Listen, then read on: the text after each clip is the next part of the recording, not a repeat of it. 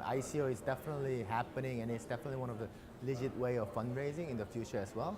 But it's just how it will evolve and what's the role of investor or venture capitalist will evolve as well. Because there's a lot of changes like ICO, VC, and even within the ICO, how much it is being institutionalized and which will grow, but how much it will grow and what that'll change the dynamics of investment, and also helping startups, and also within the ICO, utility tokens, security tokens, and the regulation. So I think overall, it's a really exciting place to be, because when there's change, there's opportunity.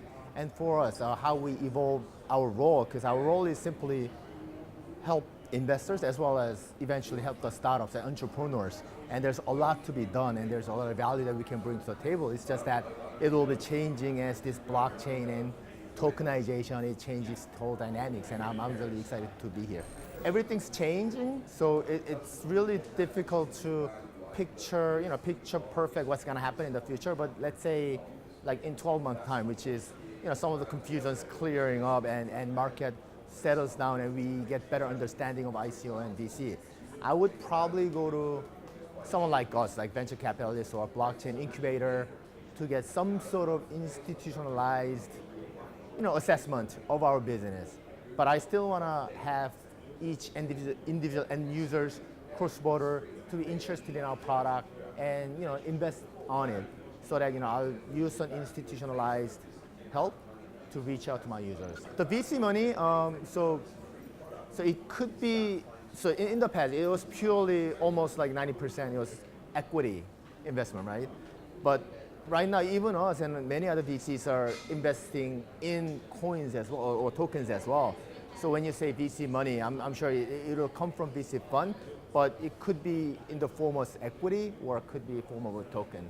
But I would expect more and more tokens, but at the same time, I would expect more and more security tokens, which will, sort of link between security, but the, advantage of liquidization and everything else that token has. We look at the coin similar way we look at the startup. We look at the team, product, and their business model. But we tend to look at more the team and the founders, because we tend to invest in very early stage, and a lot of things could change, and the founders and the team, the ability to really take the business model through, I think that's really key important to make the difference at the end. This forum's special because it really brings a lot of different aspects. I mean, blockchain by definition or fundamentally links technology and finance and regulation. So it is very broad and multi-aspect subject.